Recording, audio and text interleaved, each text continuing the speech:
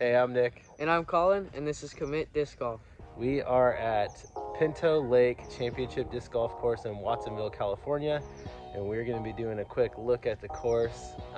This was the site for Worlds, I think, back in 2011, something like that. Pretty cool course, fairly local to us, and we wanted to give you guys a look at Pinto Lake.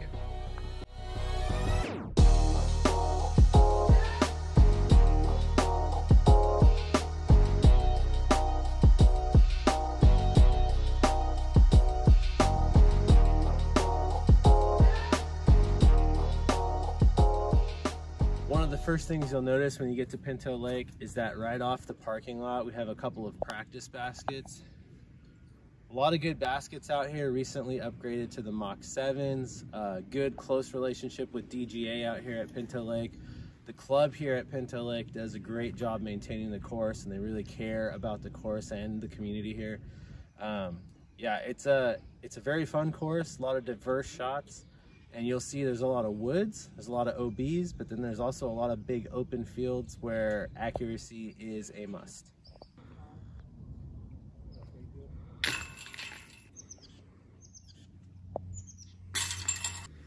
All right, we're starting off on hole 1. What is it? A little over 300 feet typically to the deep position. It's kind of an interesting shot because you've got this left to right sloping hill. You want your disc to get to the left, but it's got to kind of funnel down the hill, so you never really know what your ground action is going to be. Forehand's a good shot, but you have to get the perfect height. Backhand is my most consistent shot, but even then you just don't know what kind of ground action you're going to get.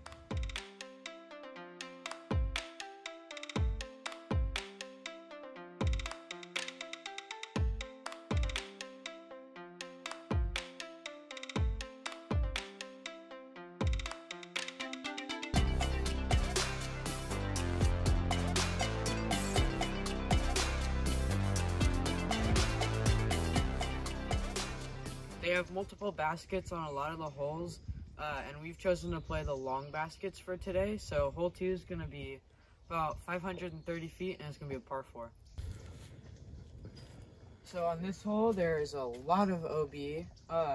The road to the right is OB. There's stakes on the left.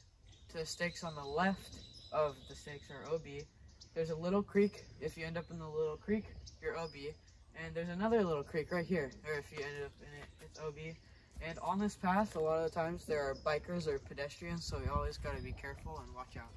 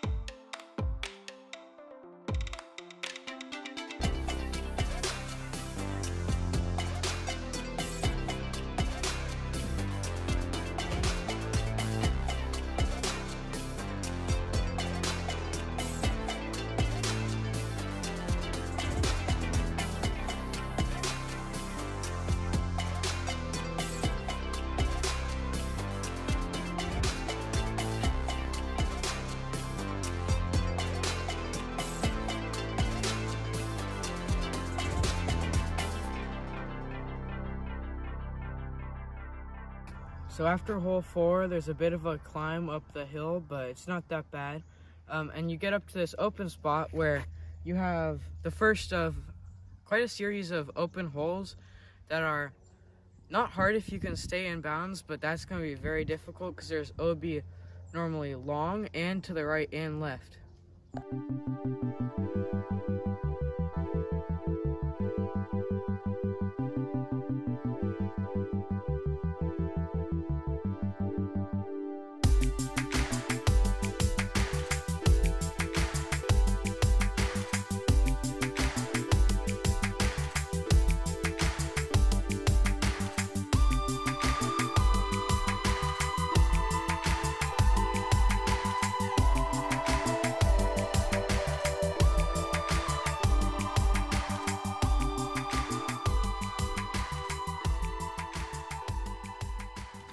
Okay, so we're at hole 7 now. You'll notice once you get out to this plateau and you start playing all these open holes, the wind becomes a very big factor in your shots. The fairways all hit slightly different angles, so you're faced with a headwind, a tailwind, a right to left, a left to right, a headwind, left to right. So you kind of have to figure out the stability of your discs, and you have to make good shot shape selections, because even though the holes seem open, if you hit the wrong angle, you're going out of bounds, guaranteed.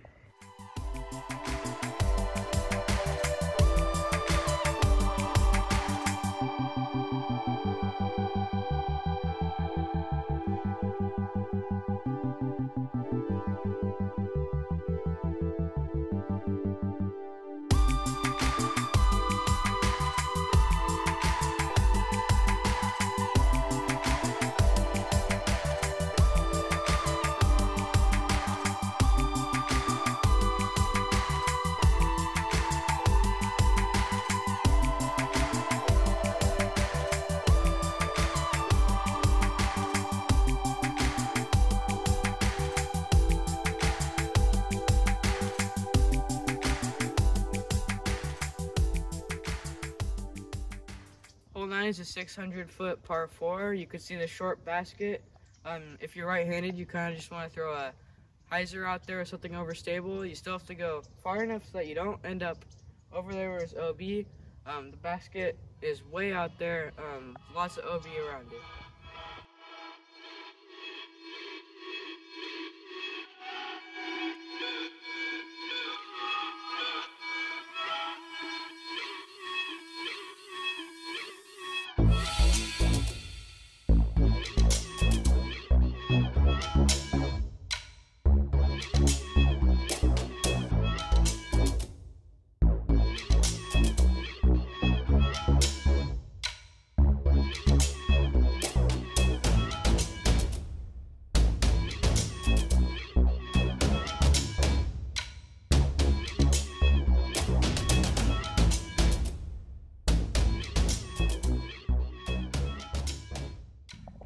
All right, hole 10 is a pretty straightforward hole, but something that tends to get people is the slightly mounded green. When the basket's on the elevated green, I have literally watched people 6-putt on this hole, just back and forth across that green.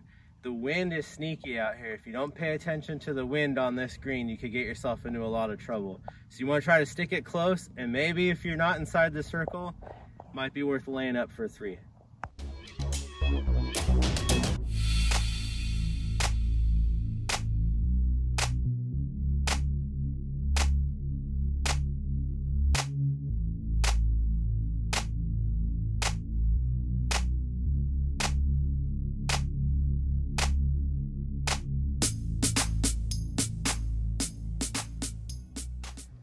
Okay, hole 11. It's just under 1,300 feet, par 5. OB on both sides. Long fairway, you just need to stay in bounds. Easier said than done. I still have never had a birdie putt on this hole. Some of the locals say you're not actually a local until you've had an 11 on 11. So really the name of the game is just keep it in bounds, man. Don't throw it out of bounds early and have to throw your third shot from 50 feet off the tee. Stay in the middle.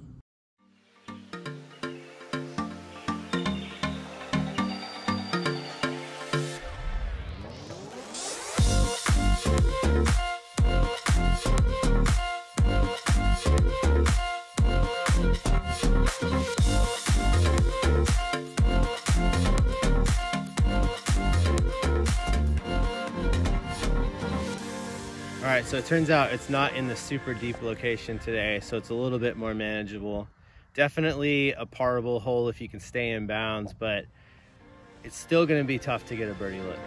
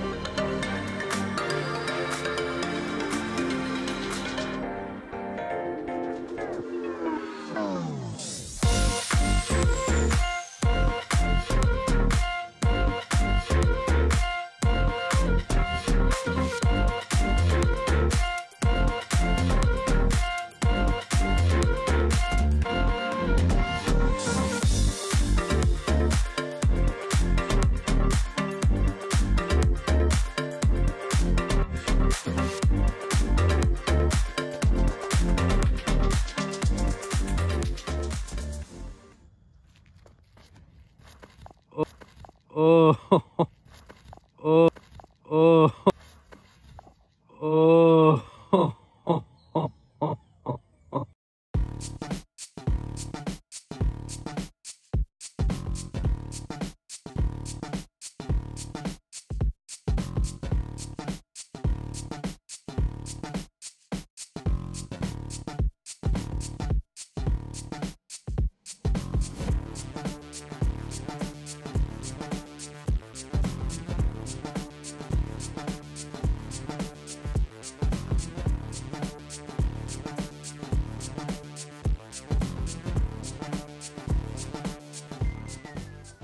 Once you get to hole 14, they start to get more wooded, a little bit more technical. You have more tunnel shots. This one's a 555-foot par 4. One thing to be careful of is that there are pedestrians. Very likely we will hit them if we do not wait.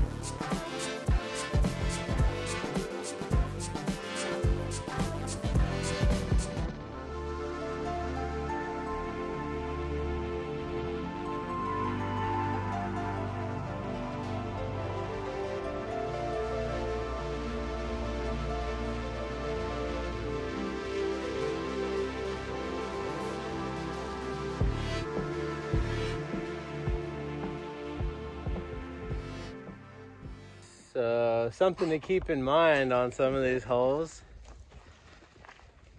is that there are lots of opportunities for rollaways. Got to be careful with your putts, careful with your layups. Otherwise, you could have a putt for birdie and walk away with 6.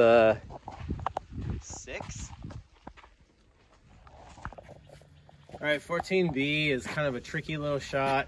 You got a bunch of trees that you can try to snake through. Slopes to the right hard, so almost everything that hits the ground that's not matching the angle of the slope tends to roll down towards the road. If you go past the road, you're OB. I just tend to throw a hyzer over the top and hope that I get onto the road up on the left, and then just lay up for a 3 because birdies on this hole just seem to not happen for me.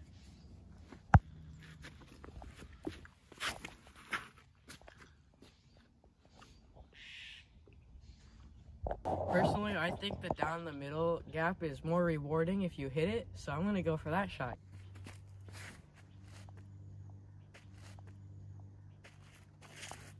I hit it.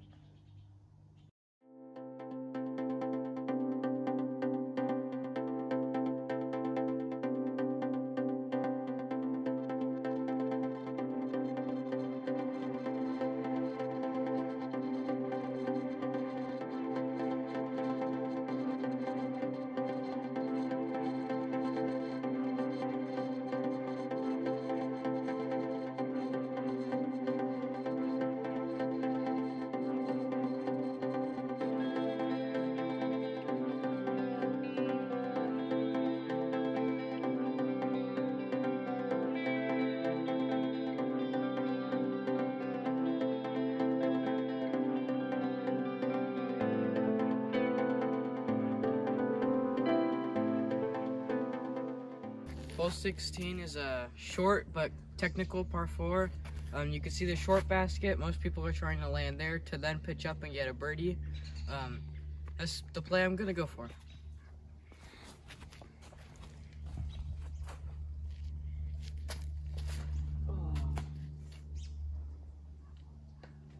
Or not.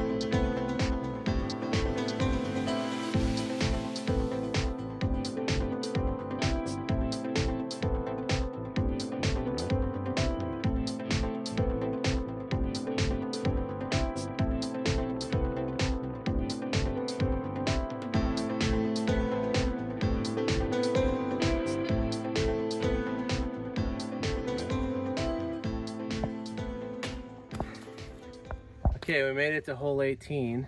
20 holes on this course. 18 is kind of a doozy to finish. It's a really hard right turn, but the thing that makes it difficult is that the whole left side is OB. So you can see the row of trees on the left side of the fairway. Basically, at any point, if you go left of those, you're out of bounds. So you can throw a forehand, which tends to get you a par. You could throw a backhand turnover, which is touchy, but will usually get you a little closer to the basket. I tend to go with a roller. It's worked in the past, but it's kind of iffy because if it doesn't get to the right in a hurry, it's going to be out of bounds.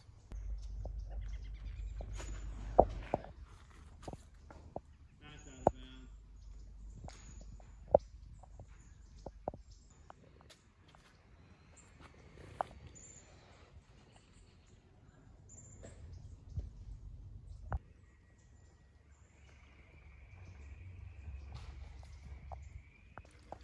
So Colin played the safe forehand, got a nice layup for a tap-in par.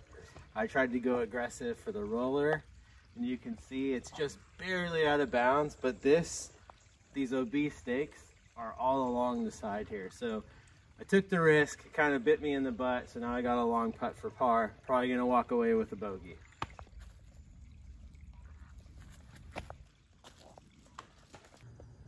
All right, so that was a look at Pinto Lake. Kind of sloppy weather today. It's actually a beautiful day, but it's been raining nonstop for 2 weeks. So sloppy, muddy, kind of hard to get good footing. But hopefully you got a good look at the course, a good idea of what it's like out here. It's very pretty, a lot of variety, all around, pretty fun spot. The Pinto Lake Disc Golf Club is very involved, very dedicated to this course. In fact, as we were wrapping up and walking up to the car, we ran into Scott Dimmig, the president out here. He's out here taking assessment of the course because there has just been a ton of weather, and they're looking for any fallen trees or anything that needs to be shored up or maintained. They're just really dedicated to keeping this place special and making it playable for us, so we're really appreciative of that.